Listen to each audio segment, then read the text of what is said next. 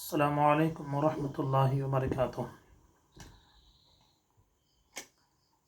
نحمدہ ونصلی علی رسولہ الکریم، اما بعد فاعوذ باللہ من الشیطان الرجیم، بسم اللہ الرحمن الرحیم۔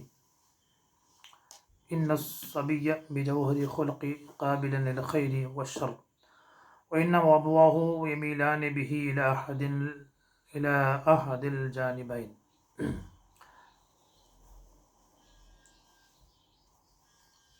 عمل سے زندگی بنتی ہے جنت بھی جہنم بھی۔ عمل سے زندگی بنتی ہے جنت بھی جہنم بھی۔ یہ خاکی اپنی فطرت میں نہ نوری ہے نہ ناری ہے۔ اللہ رب العزت تاجدار مدینہ صلی اللہ علیہ وسلم کے صدقہ اور طفیل ہم سب کی مغفرت فرمائے، ہمیں اپنے آپ کو گناہوں سے بچانے کی توفیق عطا فرمائے، ہمارے جان و مال و عزت و آبرو، ہمارے ایمان و عقیدے کی حفاظت فرمائے، آمین یا رب العالمین۔ کورونا پوری دنیا پہ اپنا قبضہ جما چکا ہے۔ بڑے بڑے لوگ، ہر سائنسدان، میڈیکل والے اس کے سامنے اپنے گھٹنے ٹیک چکے ہیں۔ کئی جانیں اس میں ضائع ہوئے ہیں اور کئی ہزار افراد آج بھی اس بیماری میں گرفتار ہیں۔ جان و مال کا کافی نقصان پوری دنیا کو اٹھانا پڑا ہے۔ اب الحمدللہ حکومت ہند کی جانب سے چند شرطوں کے ساتھ مسجدوں کو کھولنے، جمعہ وغیرہ ادا کرنے کی اجازت دی گئی ہے۔ خوش نصیب ہیں وہ لوگ جو حکومت کے شرائط پر عمل کرتے ہوئے اور اپنے علماء کرام کی رہبری اور ان کے بتائے طریق پر چلتے ہوئے جمعہ اور جماعت قائم کر رہے ہیں۔ قائم ہونی بھی چاہیے، اس لیے دیکھیے کہ مہینوں سے تقریباً 10-12 جمعہ ہم کھو چکے ہیں، ضائع ہوئے ہیں۔ اب بعض شرطوں کے ساتھ جب حکومت نے اجازت دی ہے اور اس علاقے کے معتبر اور مستند علماء آپ کی اچھی رہبری کر رہے ہیں، تو عوام کو چاہیے کہ علماء کرام کی نصیحتوں پر عمل کرتے ہوئے جمعہ قائم کیا جائے۔ بہت سارے شہر والے قاضیوں کے حکم پر ہمارے علاقے میں الحمدللہ قاضی ہوتے ہیں، ان کے کہنے پر جمعہ وغیرہ قائم کر رہے ہیں، اور بعض جگہوں پر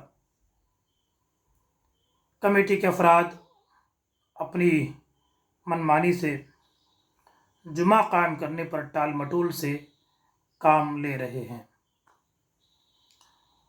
اللہ رب العزت ہمیں شریعت پر چلنے کی توفیق عطا فرمائے۔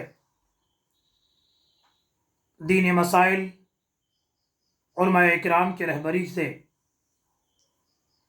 دینی مسائل میں علماء کرام کی رائے کو اپنا آخری فیصلہ سمجھ کر اسے تسلیم کریں۔ ایک جماعت کی جگہ ایک جماعت، اور بعض جگہ جمعوں کی 2 اور 3 جماعتیں کرنے کا بھی الحمدللہ منتظمین نے انتظام فرمایا ہے۔ اللہ رب العزت ہمیں تقوی عطا فرمائے، اس سے ڈرنے کی توفیق عطا فرمائے اور مسجدوں کو آباد کرے، آمین۔ میرے عزیزوں اور دوستوں، کئی دن ہوئے، 2-4 دن ہوا آپ لوگوں کے سامنے آیا نہیں ہوں، تاکہ ہر دن آپ کے قیمتی وقت کو ضائع کرنا یا آپ کے ٹائم کو لینا میں نے مناسب نہ سمجھا، اس لیے 2-4 دن کے بعد دوبارہ آپ کی خدمت میں حاضر ہوں۔ موضوع یہ چل رہا تھا، بات یہ ہو رہی تھی کہ والدین کے حوالے سے الحمدللہ بڑی مفید گفتگو آپ لوگوں نے سنی۔ یقیناً ماں باپ ہمارا سب کچھ ہیں، یقیناً ماں باپ ہماری جنت بھی ہیں، ہماری دوزخ بھی ہیں۔ ان کی دعاؤں سے ہماری زندگی میں روشنی پیدا ہوتی ہے، ہم ترقیاں کرتے ہیں۔ آنے والی بڑی بڑی مصیبتیں ان کی دعاؤں کے بدولت ہم سے مولا دور کرتا ہے۔ لیکن بات یہ ہے کہ جہاں بچوں پر یہ ضروری ہے، اولاد پر یہ ضروری ہے کہ اپنے والدین کی اطاعت کریں، فرما برداری کریں، ان کی بات مانیں، وہیں والدین کی بھی یہ ذمہ داری ہے کہ وہ بچوں کی خدمت کریں۔ اس کے حوالے سے پہلے والے گفتگو میں 2-3 واقعات، حکایتیں اور قصے میں نے آپ کو سنائے تھے کہ سید عمر فاروق رضی اللہ تعالیٰ عنہ کے دربار میں ایک آدمی شکایت لے کے آیا کہ میرا بیٹا میری نہیں مانتا ہے۔ تو آپ نے کیا جواب دیا؟ بیٹے نے کہ میری تربیت جیسی کی تھی ویسا میں باپ کے ساتھ سلوک کر رہا ہوں۔ دوسرا ایک آپ نے یہ بھی واقعہ سنا تھا کہ ایک بیٹا باپ کو سب کے سامنے چوراہے پر روڈ پہ مارنے لگتا ہے، تو باپ مجبور ہو کے کہتا ہے میرے بیٹے کو نہ کوسو، یہ وہ جگہ ہے جہاں میں نے میرے باپ کو مارا تھا، جیسی کرنی ویسی بھرنی، میرے باپ کو مارا تو بیٹا مجھ پہ آج ہاتھ اٹھا رہا ہے۔ اس لیے بچے ہمارے لیے حصول نعمت کا، حصول عزت کا اور دل کے سکون کا سبب اور ذریعہ ہیں۔ یہ واقعہ آپ نے بارہا علماء کرام سے سنا ہوگا۔ روح اللہ حضرت عیسیٰ ابن مریم علیہ السلام قضاء حاجت کے لیے کسی ضروری کام کے لیے جا رہے ہیں۔ راستے پر ایک تازی قبر انہوں نے دیکھی۔ انبیاء کرام ہوتے ہیں، آنکھ بند کرتے ہیں تو تحت الصلاۃ تک دیکھ لیتے ہیں۔ ہماری آنکھ انبیاء کرام کی طرح نہیں ہوتی ہے، نہ انبیاء کرام کی آنکھ ہماری طرح ہوتی ہے۔ انبیاء کرام میں اور ہمارے میں زمین و آسمان سے زیادہ فرق ہے۔ ہم دیکھتے تو مٹی دکھائی دیتی ہے، انبیاء اگر نیچے نظر کرتے ہیں تو تحت الثری تک ان کی نگاہ مبارک پہنچ جاتی ہے۔ عیسیٰ علیہ السلام نے قبر میں دیکھا ایک آدمی بڑے عذاب میں گرفتار ہے، دیکھا اور چلے گئے۔ دوبارہ چند منٹوں کے بعد اسی قبر کے پاس واپس لوٹے، دیکھا تو تعجب میں پڑ گئے کہ جس قبر میں انہوں نے عذاب دیکھا تھا، آگ دیکھی تھی، مردے کو مختلف قسم کے عذاب میں تڑپتا دیکھا تھا، اب اسی قبر میں سکون ہے، اسی قبر میں چین ہے، اسی قبر کا مردہ خوش ہے، حشاش و بشاش ہے۔ عیسیٰ ابن مریم علیہ السلام نے رب عز و جل کی بارگاہ میں دعا فرمائی، یا رب اس نے کون سا عمل کر لیا ہے کہ چند منٹوں کے اندر قبر کے اندر سے سارے عذاب دور کیسے ہو گئے؟ جواب آتا ہے، اے ابن مریم، یقیناً یہ آدمی گناہگار تھا، مستحق عذاب تھا، اس لیے جس دن سے مرا ہے اس دن سے، اسی گھڑی سے اس پر عذاب ہو رہا ہے۔ لیکن اس نے ایک اپنی بیوہ چھوڑا ہے، اپنی بیوی کو چھوڑ کے مرا ہے، اس کی بیوی حالت حمل میں تھی، اس کے انتقال کے بعد اس کے یہاں ایک بچہ پیدا ہوا ہے۔ آج اس بچے کی عمر 4 سال 4 مہینے 4 دن ہوئے ہیں۔ وہ بچہ پہلے مرتبہ درس گاہ میں، مدرسے میں جا کر استاذ کے سامنے بیٹھا ہے اور استاذ نے اسے بسم اللہ الرحمن الرحیم پڑھایا ہے، تو بچہ بسم اللہ پڑھنے کی وجہ سے میں نے اس کے عذاب کو دور کر دیا ہے۔ الحمدللہ، بچے کیا ہیں؟ یہ اللہ کی نعمت بھی ہیں۔ اور ہمیں عذاب جہنم سے بچانے کا سبب اور ذریعہ بھی ہیں۔ اسی طرح یہ بھی واقعہ آپ نے علماء کرام سے سنا ہوگا کہ محشر کے میدان میں ایک باپ کو یہ حکم ہوگا کہ جائیے صاحب، آپ کے اعمال اچھے ہیں، نماز بھی آپ کے اعمال میں ہے، روزہ بھی آپ کے اعمال میں ہے، زکوٰۃ بھی آپ نے ادا کیا ہے، صدقہ و خیرات بھی آپ نے خوب کیا ہے، جائیے آپ کا ٹھکانہ جنت ہے۔ جیسے ہی یہ صاحب جنت کی طرف جا رہا ہے، فوراً اس کی اولاد، اس کے بچے رب عز و جل کی بارگاہ میں جا کے شکایت کرتے ہیں، یا رب، اے میرے مولا، ہمارے حق میں بھی فیصلہ ہو، انصاف ہو، ہمارے والد جنت میں اور ہم جہنم میں، یہ کیسے ہو سکتا ہے؟ جواب ملتا ہے، یہ دنیا نہیں ہے، یہ آخرت ہے۔ تمہارے باپ کے اعمال اچھے تھے، ان کے دامن میں نیکیاں اور اچھائیاں زیادہ ہیں، اس لیے وہ جنت میں جا رہے ہیں، اور آپ کے اعمال میں گناہ زیادہ ہیں، نافرمانیاں زیادہ ہیں، مسجدوں سے دوری ہے، برے لوگوں کی صحبت ہے، غرض ہے کہ تمہارے دامن میں گناہ ہی گناہ ہیں، اس لیے تم کو جہنم میں جانا پڑے گا۔ بچے کہتے ہیں، یا رب، اس میں ہمارا قصور نہیں ہے، اس میں ہماری غلطی نہیں ہے، یہ ہمارے والد صاحب کی غلطی ہے، انہوں نے ہم کو کھلایا بھی ہے، پلایا بھی ہے، پہنایا بھی ہے، لیکن ادب نہیں سکھایا ہے، حلال اور حرام کی تمیز نہیں سکھائی ہے، کیا کرنا کیا نہیں کرنا اسے آگاہ نہیں فرمایا ہے۔ ہمارے باپ کے اندھی محبت نے ہم کو آوارہ کر دیا ہے۔ جب بچے شکایت کریں گے تو بچوں کی سنی جائے گی، بچوں کے گناہ باپ پر لاد کر باپ کو جہنم کے حوالے کیا جائے گا۔ العیاذ باللہ، مولا ہماری حفاظت فرمائے۔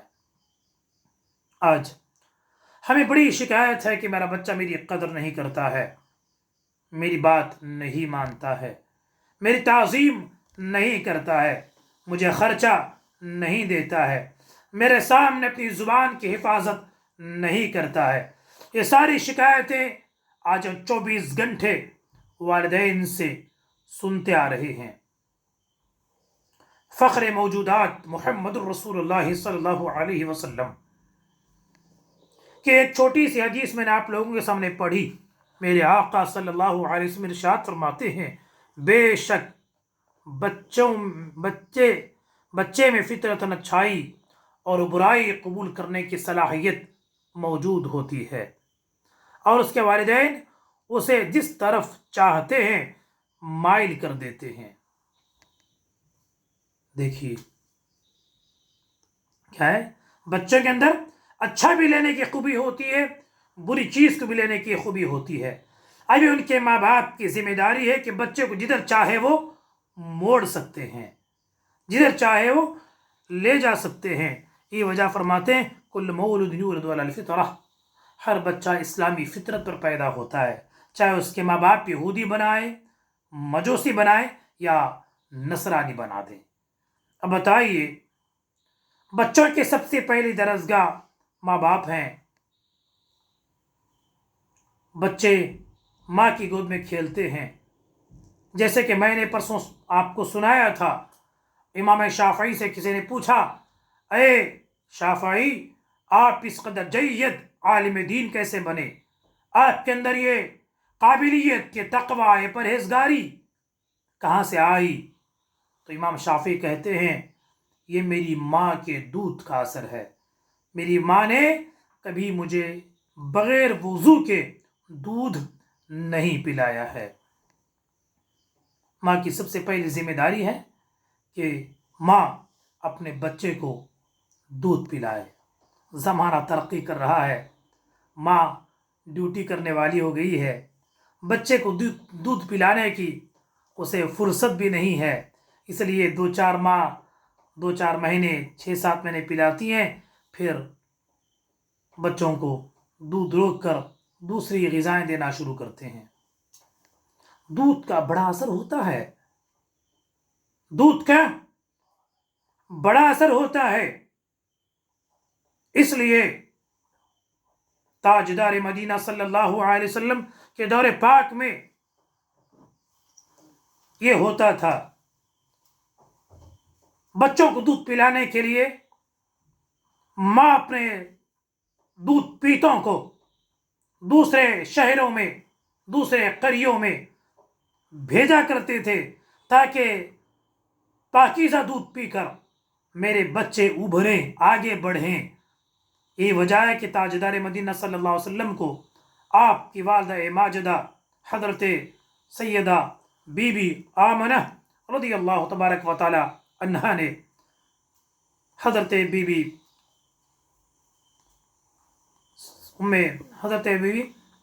सादिया के हवाले फरमाया था। आपको मालूम है हज़रत मूसा अलैहिस्सलाम को फ़िरौन के महल में पहुंचने के बाद दूध की ज़रूरत हुई। वहाँ किसी जानवर का दूध नहीं पिलाया गया, किसी बहाने से उनकी माँ को पहुँचाया जाता है। माँ की स्तन से वो अपनी खुराक हासिल करते हैं। पुराने ज़माने में तसव्वुर नहीं था कि बच्चों को जानवर का दूध पिलाया जाता है। उसके असरात क्या होते हैं? आजकल साइंस वाले कहते हैं जो माँ अपने बच्चों को दूध नहीं पिलाती है, अक्सर इससे ख़वातीन को ब्रेस्ट कैंसर होता है, उनकी छातियों कैंसर की बीमारी में शिकार होते हैं, उनकी छातियों से खूबसूरती ख़त्म हो जाती है। और जो बच्चे जानवर के दूध पीने बचपन से पिलाने के आदी हो जाते हैं, उनके अंदर मुरव्वत कम होती है, उनके अंदर हमदर्दी कम होती है, उनके बच्चों के अंदर के जिनसी कमजोरियाँ भी आगे चल के आ जाती हैं। कई वजह से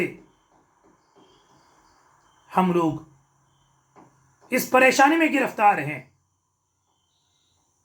कि बच्चों की तरबियत पहले ही दिन से हम अपनी मर्जी के मुताबिक करते हैं। इसलिए माँ की पहली जिम्मेदारी है कि कुरान पाक की सारी आयत है कि माँ अपने लाल को 2 साल तक दूध पिलाए।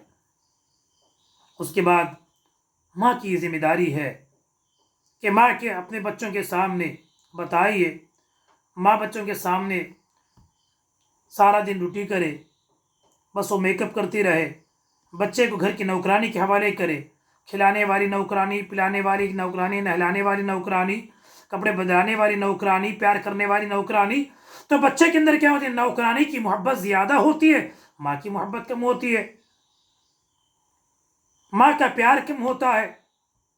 तो बच्चा देख रहा है कि माँ बस ड्यूटी करी, फिर आए सीरियल के सामने बैठ गई। तो हमने देखा है कि 3 साल के छोटे छोटे बच्चे हमारी पूरी एक लैंग्वेज सीख लेते हैं। इसलिए जब भी बैठते हैं तो बात ख़त्म होने से पहले वक्त ख़त्म हो जाता है। बहुत सारी माएँ होती हैं, फजर पढ़ी और फ़ौरन बिस्तर पे आके लंबी नींद करने लगी। हम तो नमाज तो पढ़ती हैं, लेकिन सुबह का सोना, दिन का पहले हिस्से में सोना रिज़्क़ को रोकता है, रिज़्क़ को रोकता है, घरों से बरकतों को ख़त्म करता है। ये वजह है हज़रत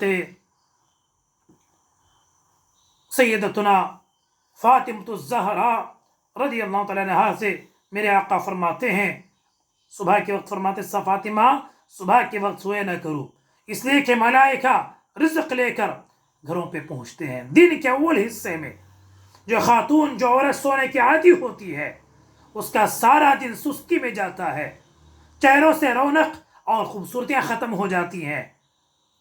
अब बताइए, कहेंगे उठ के क्या करेंगे, उठ के क्या करेंगे? दिन का इब्तिदाई हिस्सा सोना। आप कहते मेरे शोहर को कमाई नहीं, मेरे बेटे को रोज़ी नहीं, तो आपकी नींद उसके लिए जिम्मेदारी है।